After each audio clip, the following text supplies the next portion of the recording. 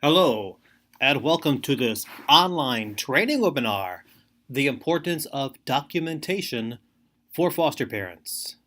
I'm Dr. John DeGarmo, the director and founder of the Foster Care Institute, a consultant, a trainer, author, and most importantly, a foster and adoptive parent just like you. Our goal in this online training webinar is to increase the awareness of the importance of why foster parents absolutely need to document everything that happens with the children in your home. Now, you know what? It is not easy being a foster parent.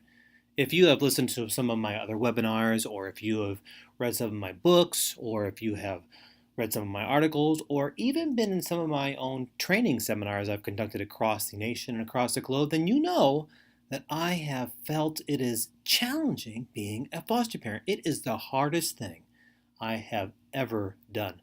But at the same time, make no mistake, it is the most rewarding thing I've ever done as well.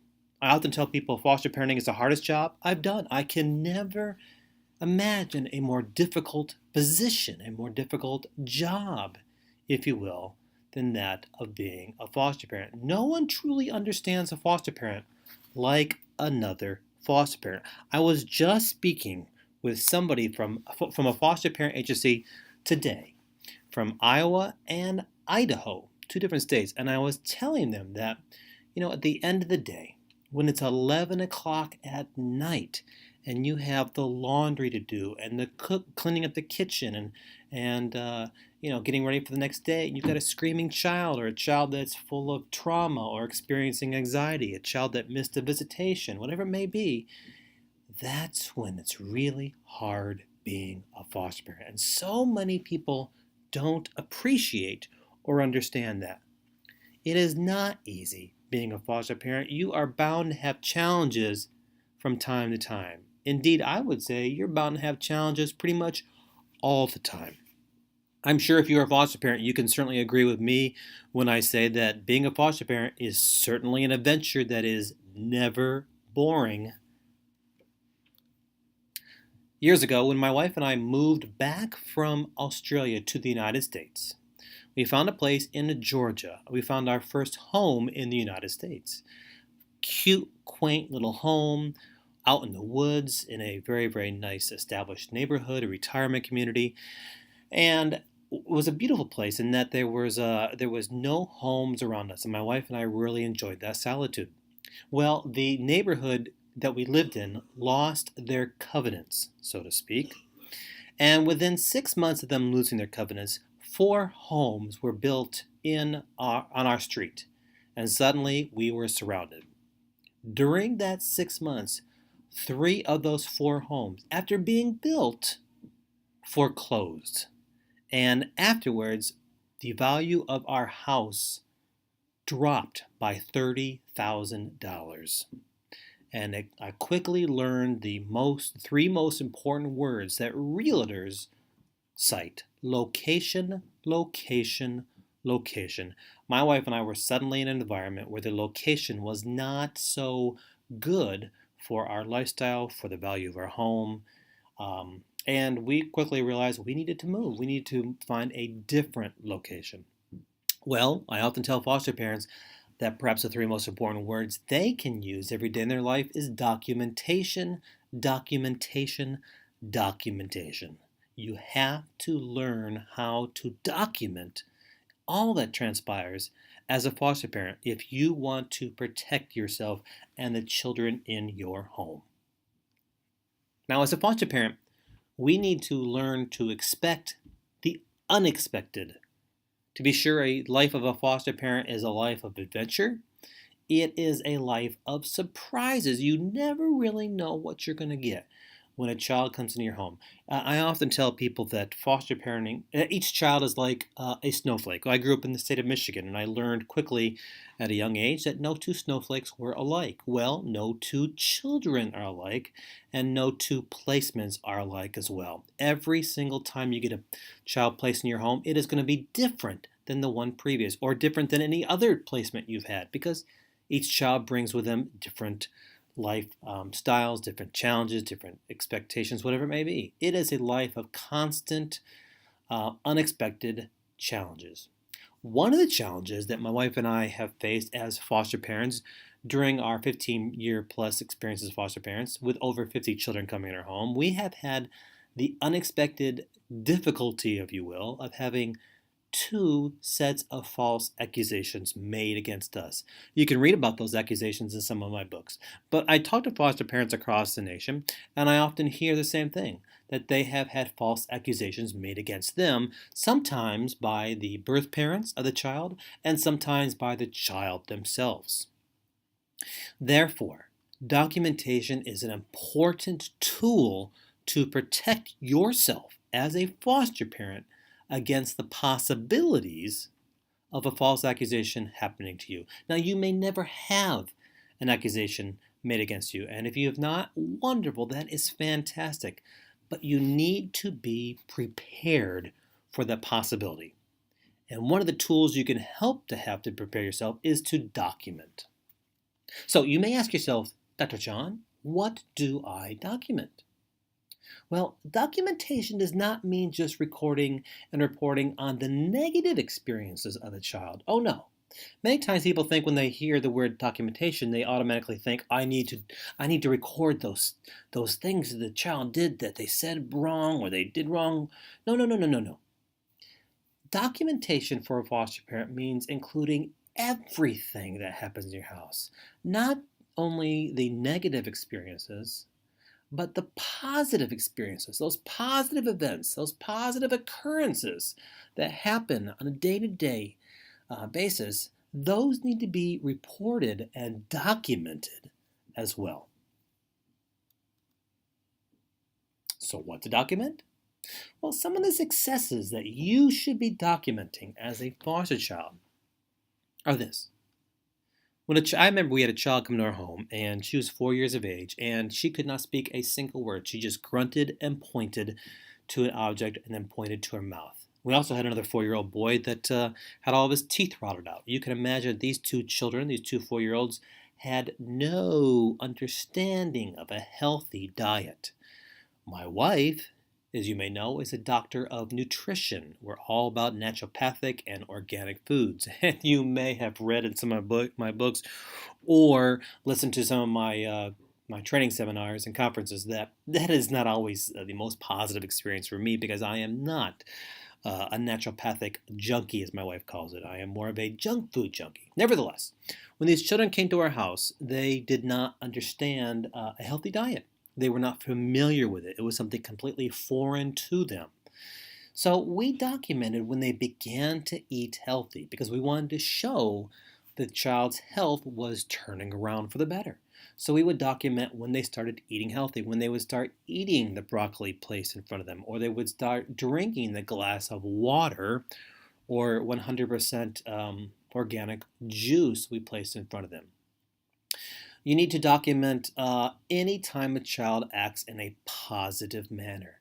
Sometimes these children come to our home and they do not know understand the importance of consequences or how to behave properly in a family setting.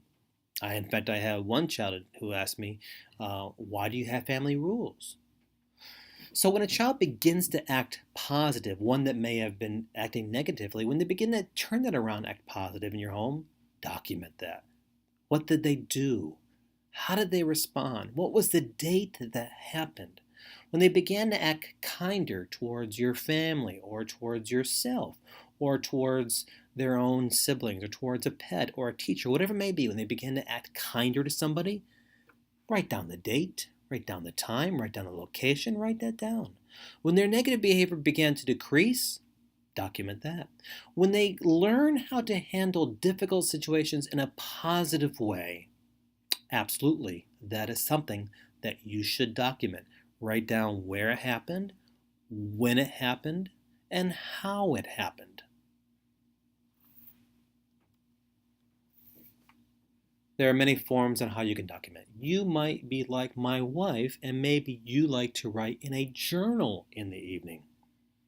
My wife loves to write down in a journal as she goes to bed the day's events. She may never read it again. She'll put it on a shelf, but nevertheless, she likes to do that.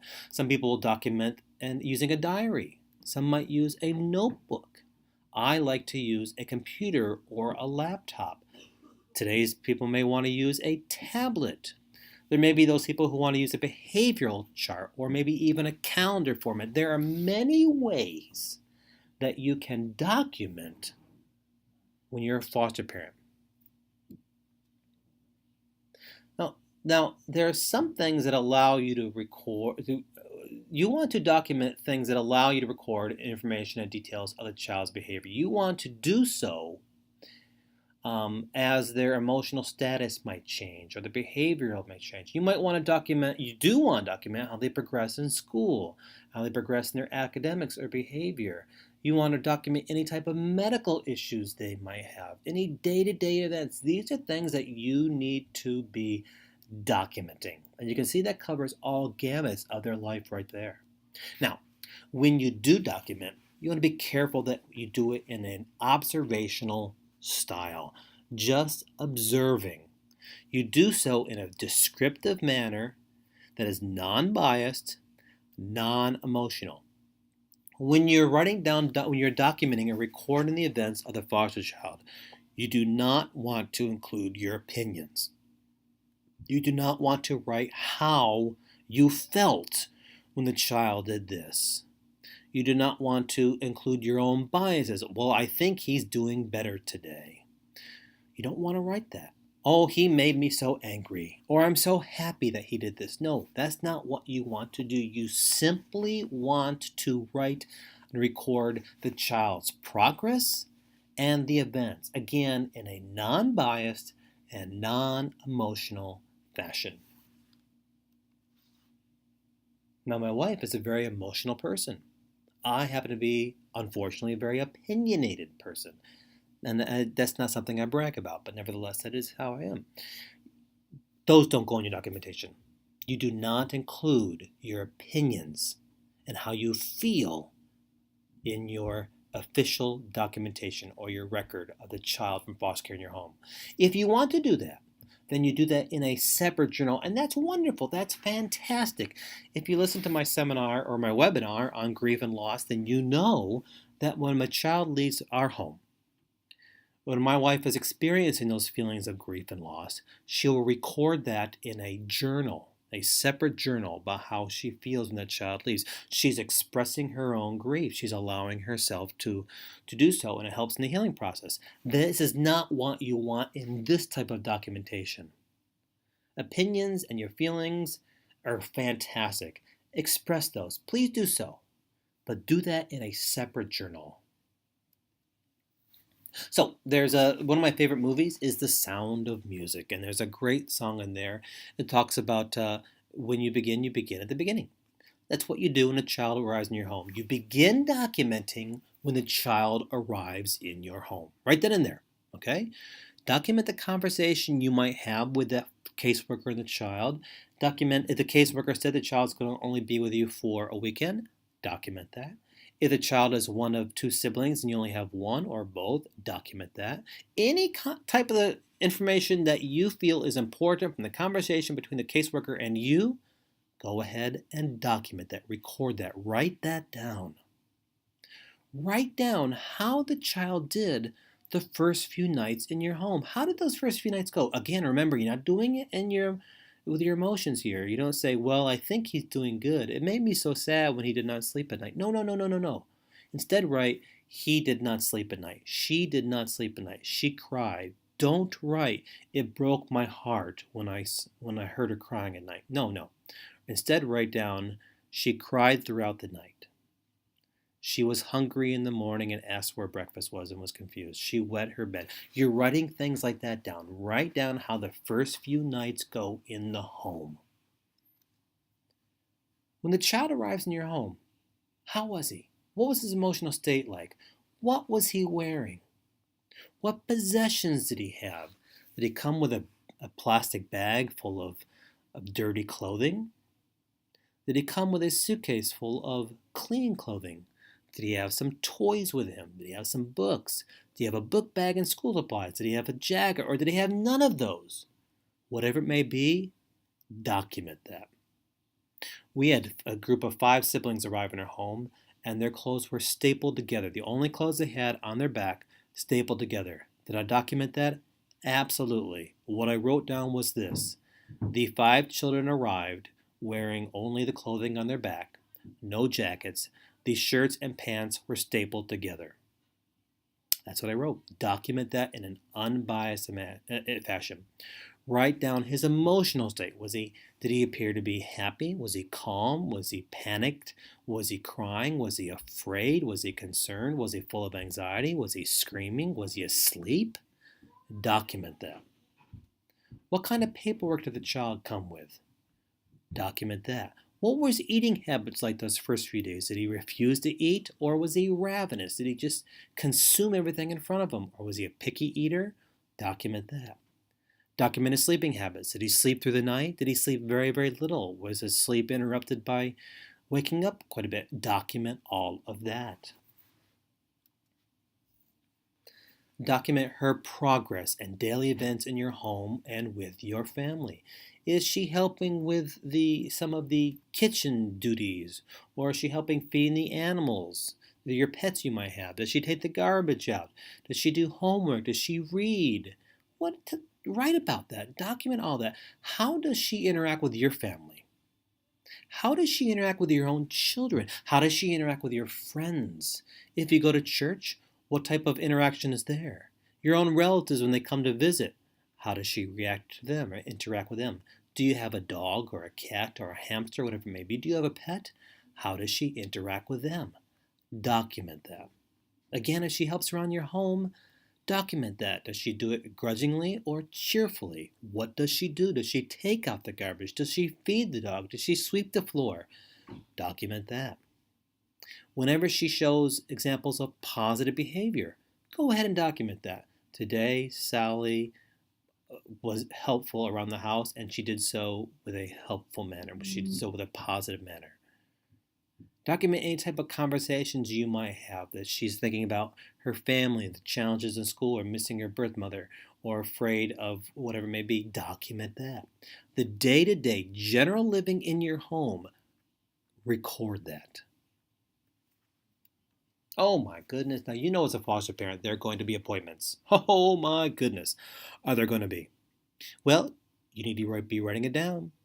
Anytime a child comes in your home and that child is taking medication of some kind, you need to be documenting that. What kind of medication is it?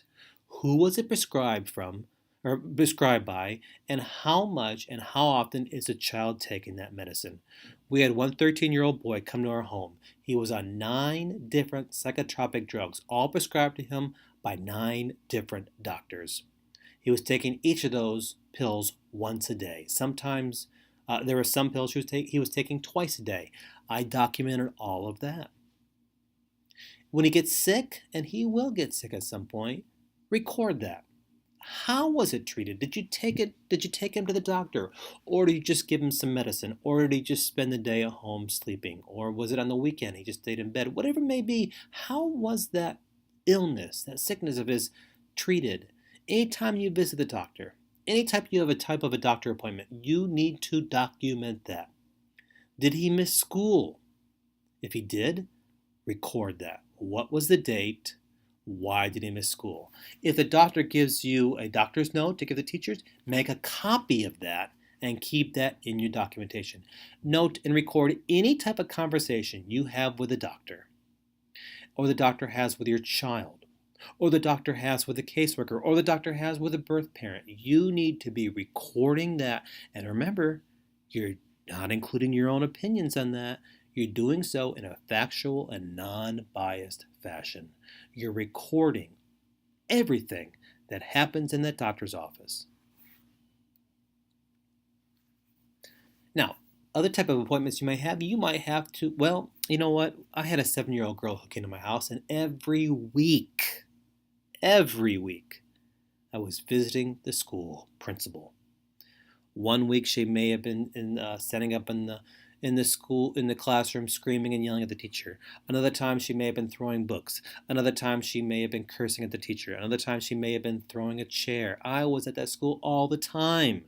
Was it frustrating to me? Oh yes. Was it challenging? Oh yes. Did I feel sad for the child? Yes. And I felt all those things, but I did not record it in my documentation. I did not. All I simply did was document that we had a meeting with the teacher or the school employee, the date, the time, the location, how long it lasted, and what was discussed. If you had the unfortunate opportunity to have a meeting with a law enforcement regarding your child from foster care, and I've been there, record that, document that. Most likely, your child from foster care will go to a counselor of some type, a therapist, a professional therapist, or trained counselor.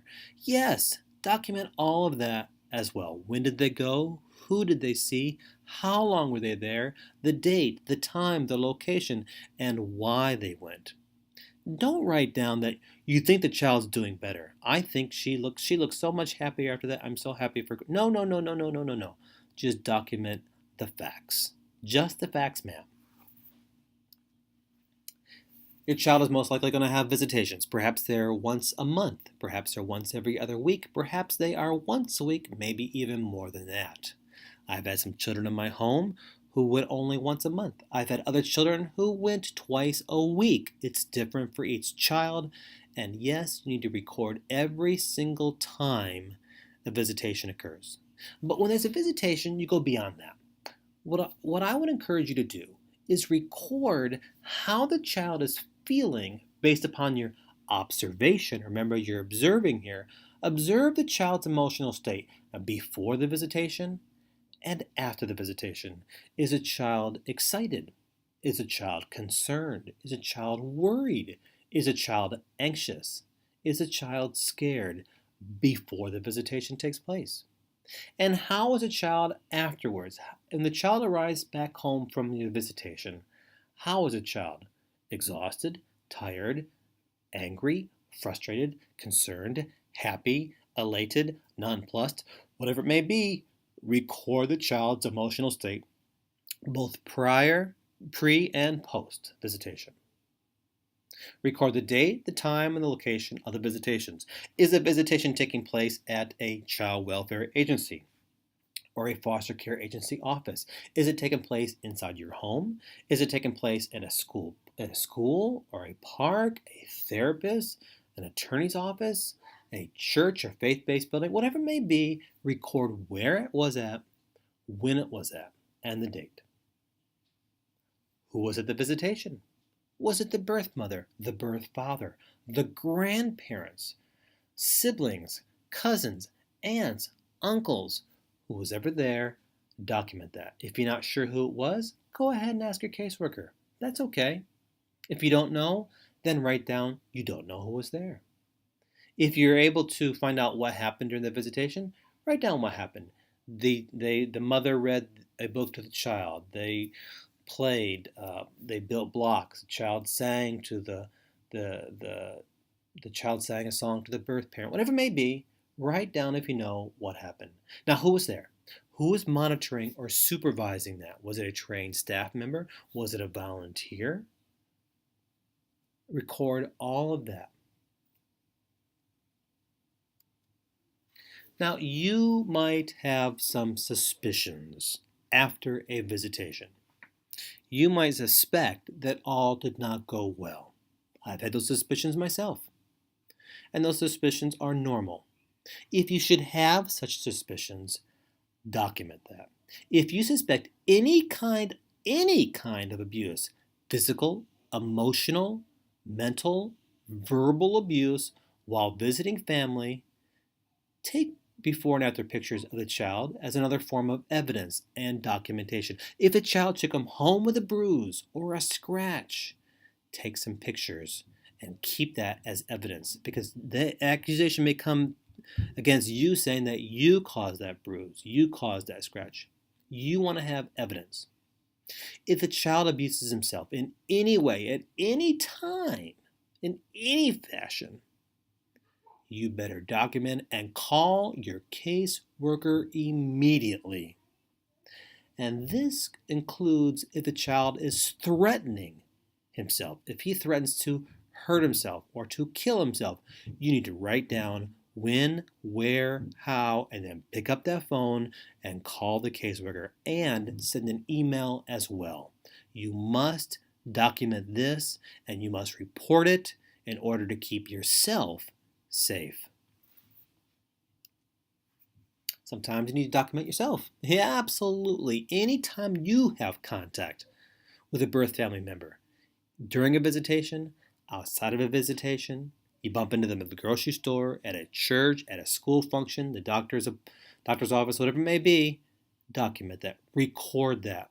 Again, when, where, the date, the time, in a non-factual basis. Simply say, the birth mother and I met at the grocery store on Saturday, October 18th at 3 o'clock. Or say something like, the birth parent and I bumped into each other at the visitation, and she said hello, and I said hello back, and I gave her some pictures of the child. Document everything that happens. If the birth parent should be angry with you, document that. The birth parent made accusations against me, or accused me of doing something, or the birth parent was yelling at me, or threw something at me. Write it down. Or the birth mother thanked me today for taking care of her child, or birth mother thanked me for inviting her to the child's birthday party. Write it down. Anytime you have conversations,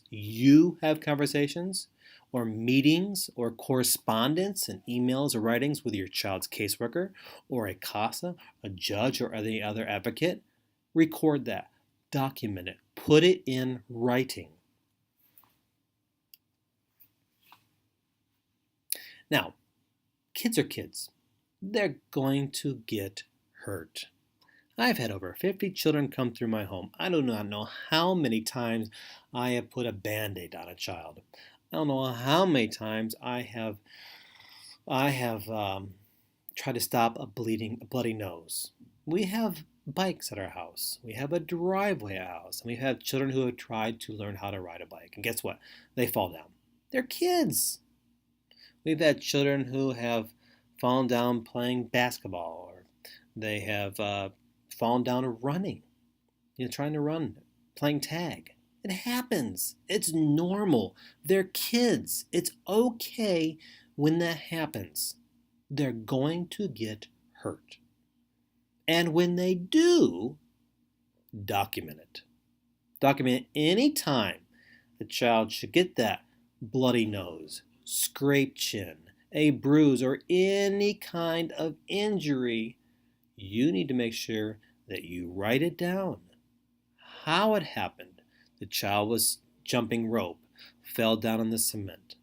The child was playing basketball with another person, and the basketball hit the child's nose, and a bloody nose happened on Saturday, October 25th, in our driveway. Document it. The child was sledding down the hill and fell off the sled and got a scratch from the ice. Document it. The child was running through the house. I asked the child not to. The child fell down and got a bloody lip. Document it. The child's tooth came out. The tooth fairy came to visit. The child lost a tooth. Document it. Document the time, the place, how it occurred, and how you treated it. If you put ice over a bloody nose, document it. If you washed the skinned knee with peroxide and then put a Band-Aid on it, document it. If you held the child while the child was crying because the child fell off the swing, but no bruises or scratches occurred, the child was crying and you just held it, document it. You're doing this to protect yourself, because you do not want that child to go to a visitation and the birth parents see a black eye, a bruise, a scratch, or some type of injury and automatically accuse you.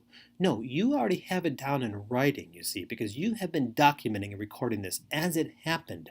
So if the caseworker should ask you about, well, the birth mother noticed a child had a bloody nose and thought you might have done it, and you can pull out your documentation, your journal, your diary, your laptop, and you show the caseworker, well, no, it actually occurred on this date at this location, and this is how I treated it. You already are prepared for that accusation to come because you have been documenting it since day one. This is why it is important. And I guarantee you, if you have children in your home, sometime they're going to get hurt because they're a child. And somebody may think you did it accidentally, purposefully. Maybe the birth parents think you are being neglectful of their child. Or maybe they want to place some of the blame upon you because something happened. You are going to protect yourself because you have been documenting this from the very, very beginning. Now, there will be changes in behavior, hopefully, in your home. We recently had a 17-year-old boy come to us. He was released from jail. Actually, what we did was we took him from jail. The sheriff's department called us up and said, we have a 17-year-old boy in our jail. He's been here for 5 days. He does not need to be here. He has no family to go to because his family have deserted him. Will you please take him? And after some time and some prayer together, my wife and I said yes. And when we took him, he was on 7 different psychotropic drugs. He was as depressed and as withdrawn a child as I had ever seen. By the time he left our home, he was succeeding in school. He was in the wrestling team. He was in the fishing team. He was singing in the church choir. He tried out for the basketball squad.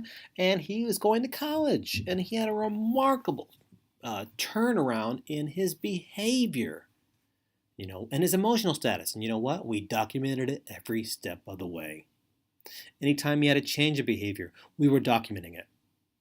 We documented it when those changes first began to occur. And for this child, it was having the doctors take him off a lot of those drugs and just getting him down to 2 different drugs. That's when we first started changes occurred. We also saw changes in his behavior occur when he realized we were not going to desert him. How long his behavior lasted? Well, for this child, it lasted until the very last day in our home and beyond. What a remarkable turnaround this child had, and we were documenting it all along. How we addressed those changes. How did he react to any rules or consequences? We've had some kids come to our home, probably like you, who have had no concept of rules or consequences because they've grown up in an environment and in a household that did not have any type of structure. So we've had some children come to our home who did not understand the concept of these are our family rules, and if you should break the family rules, if you should choose not to behave, if you should choose to ignore our family rules, if you should choose to break our family rules, then there will be consequences. We will still love you and care for you and am glad you're joining our family, but there are still consequences. How did that child react? How did the child react to the rules in your home and the consequences that you may have set in place because they've been breaking those rules? Document that. Document everything.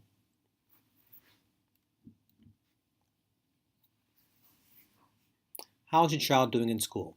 The child from foster care that's living in your home, how is he doing in school? Most likely, he's not doing well. 55% of children in foster care will drop out of school at some point before they age out or after they age out. A child in foster care, on average, is a year and a half behind academically. Children in foster care struggle with math and reading skills the most. This is the normal reality for children in foster care. If they're in your home and they're going to school, then most likely they're struggling in some format and in some fashion. You need to be documenting all of that. Keep a notebook specifically just for his school work. Document any time you have a meeting with a teacher or a principal. Keep records. Keep his report cards. Make copies of his report cards if you can't have it. Include all the grades he's doing in your school journal. Any behavioral problems or discipline issues he's having, document that. When he does great in school, if he has a fantastic book report or did a great report in science, or he did a great job in his math quiz or a spelling quiz, if he did a great job in an essay or a speech, if he did something great in an extracurricular activity, whatever it may be, record every single accomplishment the child makes while in school. If a teacher writes a note about the child saying how great he's doing, keep that. You need to keep a record just for his schoolwork. Is documentation easy? No. It can be time consuming, but it is so important. It is so important. It not only helps to protect you, it's also a record for the child when the child leaves your home. He can have some type of documentation of what transpired in your home. It is something the caseworker may want to see from time to time. They may want to see how's he doing in school. You can pull out the child's school record, your school journal. How is he doing at visitations? You can pull out your documentation from there. How is he doing with his therapist? You can pull that out as well. So it's there to answer questions for the caseworkers. The birth parents may want to know how the child's doing as well. You can share some of the documentation with them. Make a couple copies of that if you'd like for them. They may have concerns. They may have accusations. It helps to protect you as well. The CASA or the judge or a child's attorney may have questions. Your documentation helps to provide evidence. It helps to not only protect yourself as a foster parent, it also helps to protect the child as well. It provides caseworkers and courts and advocates with important information, and you're doing so again in a non-biased, non-opinionated, non-emotional fashion. You're just recording and observing the events that transpire in your household and with the child in its place with you. Never stop documenting about the child that's placed in your home, from the day the child comes to you to the very, very last day the child leaves. For more information on this topic or any other issues related to foster care, check out my website, the Foster Care Institute, or just Google Dr. John DeGarmo, and it'll sure to come up there. You can find many, many other webinars on foster parenting, and of course you can find articles based upon this and other subjects as well. You can follow me on Twitter, and you can find me on Facebook, where I'm always posting information about documentation and other issues related to foster care as well. And of course, there's my email address. If you have questions about this particular webinar or other issues related to foster care, please, please, please shoot me an email. I'm here to help. I'm here to serve you as you serve children in foster care. Hey, I go into detail a lot more about this in my book, The Foster Care Survival Guide, the essential guide for today's foster parents. It is a book that you want to have on your bookshelf right next to you because, again, it is a survival guide for you. And sometimes we have all we can do and to handle as a foster parent. So sometimes you need something to help you survive, right? Right. All right. And I have many other books as well that are going to be invaluable resources for you. Hey, I want to thank you for all that you do. I want to thank you for not only taking this webinar. I want to thank you for being an advocate for children in need. I want to thank you for working with the birth parents. I want to thank you for caring for that particular child that you are caring for. Whether you are a foster parent or a caseworker or a CASA or an advocate, I want to thank you for opening up your heart to children. Your heart to children who need someone to say, I will care for you. For the Foster Care Institute, I'm Dr. John DeGarmo. Thank you so very much.